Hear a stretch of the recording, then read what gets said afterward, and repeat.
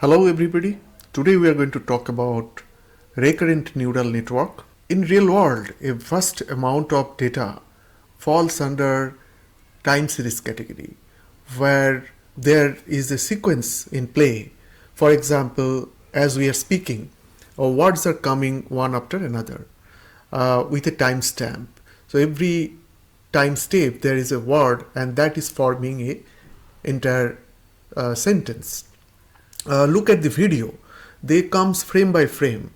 Each frame in the entire video is a time series data. Similarly, stock market data where the stocks are moved, the prices are moving from one price to another price day by day or trade by trade is a time series data. And all the machinery data, the telemetry data which gets generated from machineries, the network utilization or manufacturing machine, their temperature, etc., are also sequential in nature. Standard feed-forward neural network that we had learned in our previous sessions are not good for handling this time dimension of the data, and that is where the recurrent neural network comes into picture. Within all this data, our matter of interest will be the text processing or natural language processing. Now, what is natural language processing? It's nothing but, let me go to the whiteboard. So in natural language processing, we are interested in predicting a next word, which is, let's say, the prediction result is y hat, which is a probability of predicting a word vector x at time step t given previous words starting from x1 to x2 up to the previous word, which is t minus 1. And this recurrent nature of word vector coming one after another in a sequence are very natural fate of a neural network, of recurrent neural network. So this is a sentence, right? x1 to xt minus 1, and the prediction or the probability of next word at the time step t is what is our interest. Now this can be understood by the construct of a recurrent neural network, which we are going to display in a animated presentation. We are going to see here is a word vector appearing here at the first time step. So we have a sentence and you consider that there are 4 number of words or t number of words, and the first word from the sentence has appeared here. The word can be represented, assumption that only by 3 elements. So this is a toy example. So we are talking about this word vector can be constructed by 3 0 and 1s elements of a vector. And in the neural network we normally give data in batches. So but for this example we are only taking 1. So therefore the dimension is the 1 sample size and the dimension of the vector, which is 3. Now this gets fed into the first layer of the neural network where we have 4 number of neurons. These dots follow these dots, and each one of them have their own weights. All of the weights put together is forming the weight matrix of the first layer, which we call it as a feed forward weight. So in this, the notation that we are going to follow is the superscript is indicating the layer number, which is W1, the layer 1, and the subscript is indicating the type of weight we have here, which is the feed forward weight. Sometime this will be also indicating the time step we are in. For example, this could be WF1 more precisely. Okay, and because this has to match the dimension of this column here, we have this 3 rows here. So it's a 3 by 4 matrix, 3 row and 4 columns, and therefore now because the number of columns matches with the number of rows here, we can do a dot product on them. and then that is going to produce the hidden output from this layer, which is nothing but the vector multiplied by the weight plus the bias. So Wx plus B, our well-known formula for the the output from the neuron, which often gets passed through an activation layer of TANH or ReLU, but we are not going to nonlinear activation layer. But we are not, for this example, we are considering a simple linear layer which will not do any changes. Therefore, the hidden output itself, we are taking it as the final output from this layer. This process continues up to the number of layers that we have chosen, and let's say we have chosen L number of layers. Therefore, in the final layer, what we are going to observe is basically the pattern, which is always at any layer the hidden output from the previous layer, which is L minus 1, gets multiplied by the weight of that layer. So that's the formula here. Wf of this layer gets multiplied by the HL minus 1, the previous layer. And this 1, what we said is the subscript here, is indicating we are at time step 1. Fair enough, this is very straightforward, and as the layer increases, our data travels through this direction of x. Along the x, we can see that the layer of neural network is represented. When the next time step appears, the next word from the sentence appears in the network, that is where the recurrent nature comes into picture.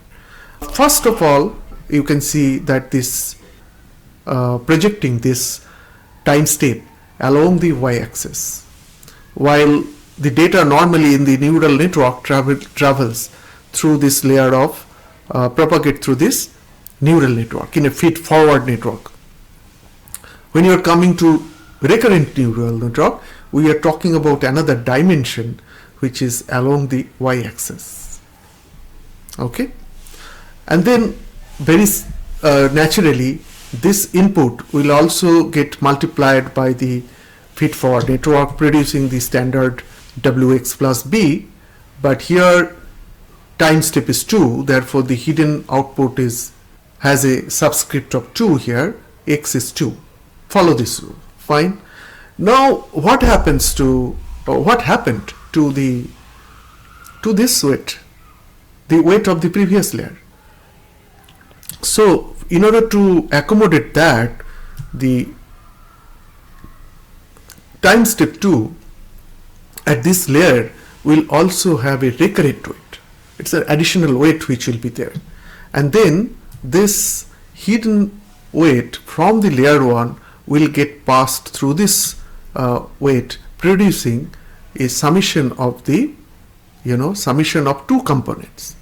So the first component is generic feed-forward neural network, the way it works, and the second one is what makes the RNN unique, where previous time step, look at this green color, has moved here at this layer at time step 2. It has got multiplied by the recurrent weight. Now this pattern continues. This pattern always continues, which is, you can see this again, this blue color has moved here as the input. So at any layer, we are now getting two inputs. One coming from the time step data, which is x2, or that actually is generalized as the L minus 1, the hidden input from the L minus 1, and another which is coming from the previous time step, which is this. And as we move forward to t number of steps, in our case we are considering 4 number of words are there. So when we reach to the 4th step, which is t time step, then at the very end we see a pattern. The pattern is like this, that we will have first of all 2 weights and 2 input as well. one input which is coming from the previous layer L minus 1, another input which is coming from the previous time step T minus 1. So this is all about neural networks weight calculation, and we'll see that by simply understanding this formula, two weights, the way dot products are happening, the way they are getting added, if we are able to understand that, then we can actually simulate a neural network, a recurrent neural network, just by doing matrix multiplication and addition. We are going to do that when we go to the code. Before we go to the code, there are a couple of more stuff which we need to cover. One is this output is, as you can see, that this is 4 is the dimension here. There are 4 columns here. And you can again do the calculation and see they are actually matching. For example, this matched 1, 3, dot product with 3, 4. So 1 and 4 is the dimension. Here, second layer onwards, it will be all square matrix. Each of weights will be square matrix in nature. So 4 by 4 versus 1 by 4, these two matrix again multiplication will give you 1, 4. We had given an input of 1 by 3 or 3-dimensional vector. We would like to get the same kind of output from the final prediction. Therefore, we pass it through a dense layer which has got 3 units, you can see 4, 3. Therefore, 1 by 4 dot product with 4.3 will give me the desired vector of the same length which we had input here. So that is what is the final output. Now, to be consistent with the network architecture where each layer receives 2 input, we also want to give a initial input to the first layer. We had only given x1 as the vector, but like all other layer who are receiving a hidden vector as well, hidden output, we are going to give a h0, that's what we can call it, as the initialized or the initial hidden vector to this layer as well. So that is one of the things which happens in the code or the actual in real life architecture. The second thing which happens is that we have taken the output in terms of all the sequence get absorbed and we get a final output, but along with this y vector, sometimes we are also interested to get the hidden layer, particularly for task where a translation happens from one network to another network. We'll learn more about it. It's called the encoder network and the decoder network. So when decoder want to understand the input sequences, this hidden state gives them the context of the entire input. So that's why it is required. Okay, that's the one part of this, that sometimes their outputs are actually 2. Okay, and then there is all this, we can call it as many to 1, where entire sequence got absorbed into one vector. On this vector we can do softmax, we can apply softmax to convert it as a probability, and we can actually do next word prediction, or we can do classification of the sequence, whether it is a positive sentiment, negative sentiment. So those are different type of tasks which we can call it as a downstream task. So once we get the output, we can see what you want to do with that by applying suitable method out there. But there are other varieties of, there are many varieties actually possible through this recurrent neural network. For example, you can give one word and ask the network to produce a sequence of network. So that's one to many. This is many to one. And then we can have a variety of many to many, where in each step we can take the sequences. So you have given x1, and corresponding to that we are interested to get one output. For example, when you are doing a type ahead feature, with every input what you are giving, you are expecting another output. Well, so in this case it is called a sequence to sequence network, and that's what will be we will be more interested in going forward when we do work. I think this is all about our animation. Now let us move to the coding part of it. Okay, so now we want to do we want to implement this in terms of code and show you what is going on. Is this visible properly? I guess now it is. Now it is, and I can just make it a little bigger. Yeah. So first we are doing the import. Only this much is important. We are talking about NumPy array and some of the libraries from TensorFlow. The sequential is the API of the Keras TensorFlow. Apart from that, we have this, which are more composable, which is called the functional API of the. So we are going to use both of them. First sequential API and then functional API, which gives you more flexibility. Okay, the first thing first is setting up the dimension of our data upfront. So as we know that we were dealing with one sample, so total sample size is 1. The length of the vector we discussed that is going to be 3. We said this is going to be 3, if you remember here, 1 3. Yeah, okay, so this is going to be 3. So therefore, yeah, sequence length, there are 4 words. There were 4 words. Sequence length is 4. There are 4 words along this direction. There are 4. So this is the 4, and the hidden units, which are again 4. You can see these are the 4 dots we spoke about. So this is how the dimension is set. And finally the dense units, which is again here, is equivalent to the word vector length, which is again 3, so that we get the same dimension output. Now coming to this part, we are going to form the data. How? We are using the random function of NumPy to create some arrays, create some numbers of arrays, where in each array there will be 4 elements. This is the sequence length, and total we need only one of them. You can see this is what we are talking about. So we need 4 numbers, one such array, that's the size, 1 4 is the size, and this number should not go beyond 2 or 3, 0 to 3 word vector length. So between 0 and 3, whatever number comes, using those numbers, give me one array consisting of 4 elements. That's what we said.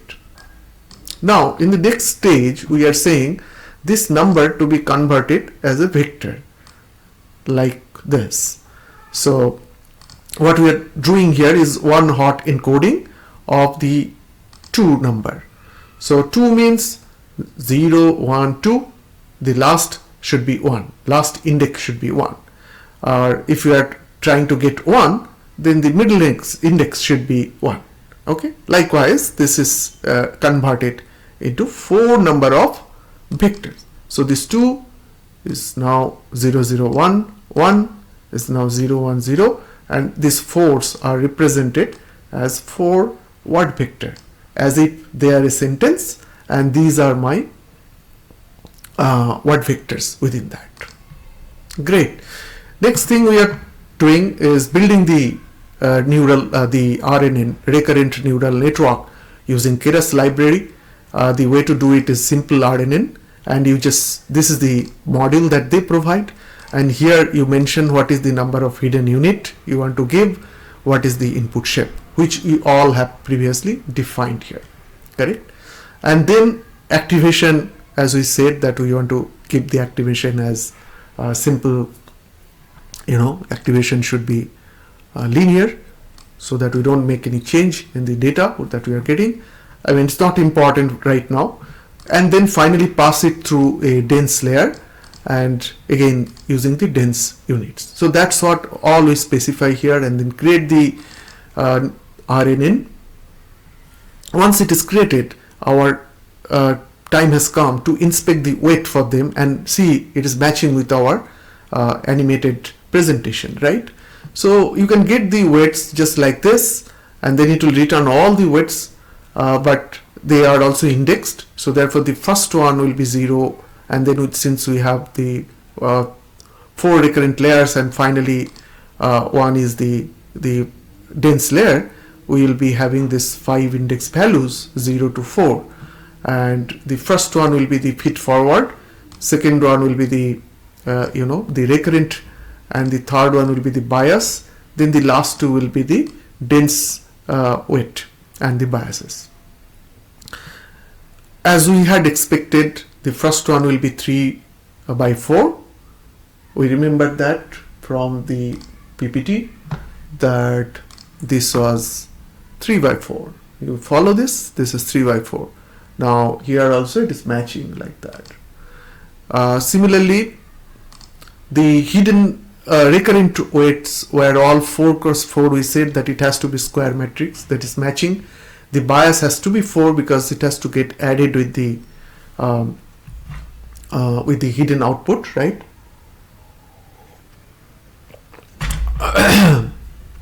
And then finally the output weight is 4, 3. So matching all our expectation. We just inspected that. Now we are going to input our data and then ask the model to predict. We have used the predict method to predict, or we could also run it just like that. Within the model we give the data as the argument, then it will use the call method of the model and then also produce the output. Both of them actually same. One is a numpy array, another is a tensor, which will come as the output. Now this is the method which Keras have given. Doesn't give us the insight what exactly has happened inside the model, and that is where we said that let us apply the formula we had just learned from here, this formula and this formula plus this formula. If we are able to do this in a recurrent manner, applying this formula layer by layer, will we reach to the same values? Reach to the same prediction? Interesting, isn't it? Let's check that one. Okay. Again, back to the code, we said that there will be initial hidden state that we pass on the layer input layer. So we just initialized a all 0 hidden unit. It will look like this. Just a 1 by 4 vector we had initialized. Fine. Next is we are going to take the time step, first time step, which is 0 from the time step. This is basically 1, 4, 3. So we are saying whatever is there, take all of them, which is 1. Take the first element from the 4, which is the first one, and they are basically 3 elements in the vector. So the entire vector you return. So the first vector will be returned from here. Now this is where we are applying the dot product between the first data and the feed forward network, which feed forward weight, which we had obtained earlier from the weights. Correct? Okay, now we know the familiar formula of Wx, which is a dot product, plus B, and add the previous layer hidden input, which initially we had given to the layer 1, and all of them then will produce me the first H1 output from the model. So we have reached up to this stage. We have reached here. This green color H1 we have reached. Now we are going to give this to layer 2 and 2 inputs. One is the X2, which has to be dot product with the WF, and this H1 which you have calculated, which has to be dot product with the recurrent weight. Okay. So here we go. In the second layer, we are doing the dot product with the second time step vector, which is x2, second word, got dot product with the feed forward network, and at this stage it is the h1 which we calculated here, that's get dot product with the recurrent weight. So we have the two dot product, then we sum them up and also add the bias. That's what we learned, right? These two components, two dot products, one with the current data and the previous the input from the previous time step. We got here, these are some of the checks which we have done, that okay, whether the dimensions are again matching, and we say yes, the final dimension is matching. Fine. We keep on doing this and then finally pass it through the this is the final output, h4. h4 is the final output, which is this. h4 is the final output. Sorry, this one, ht here. This portion is the final output that we have got. Now our time has come to pass it through a dense layer. So we pass it through the dense layer now at this place, which is a dot product of h4 with the weight of dense layer, which is output weight, and the output bias, and therefore the final output is summation of the bias and the weight. So we get the final output. Now look at the values. Here is the final output. We have calculated manually. Here is the prediction when we from the model when we called the predict method, and these two are same. So now we got the confidence that this formula, if we have understood correctly, the recurrent formula, the model is going to give you the prediction of the next word, or for whatever downstream task you want to perform on them, it will be able to capture. It will be able to perform that step. Okay, we also spoke about different architectures of the neural network, recurrent neural network. One is hidden state. Sometime we are interested to get the hidden state along with the output vector. So that's what we are doing at this stage. The simple RNN gives you this feature of return state option as true. So when we make this return state as true, you see the output becomes 2. What happens internally is when you are passing the data to RNN, normally it will give you only one output, but in this case it will give you two output. One is that final state, and that is what is getting represented here. Our input vector was 3, output vector expected was 3, so we got 3, but hidden state was 1/4. Here is this. What is this none? None is basically 1 here, which means that we are not hard coding the RNN for only one sample. If the sample size increases, it will be able to accommodate there. It's basically representing the batch size. That's the none. In our case, it's one sample we have taken. Moving on to the next part, where we said that we have also many to many, which means at every step we can also take the output. That can be achieved by just enabling this switch. Return sequence is equal to true. When you do that, what happens is, let's see this one where both are true. What happens, you see that we have earlier we had received 1, 3,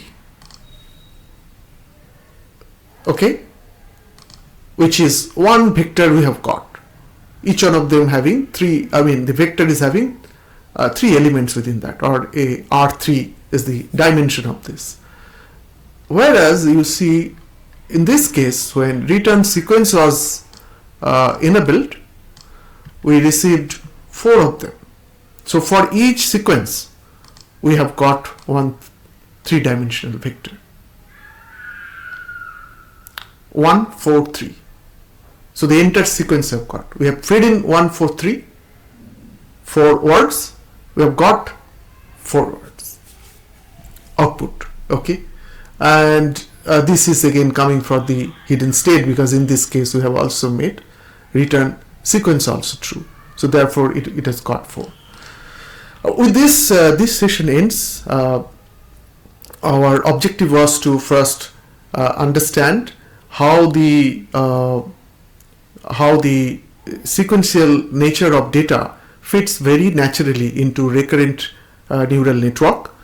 In the recurrent neural network, along with the feed forward dimension, which is the x dimension, we create a y dimension, which is along the y we have the time step which are there, and then as the new time step arrives, along with the feed forward weights, we get a recurrent weight which gets dot product with the previous hidden state.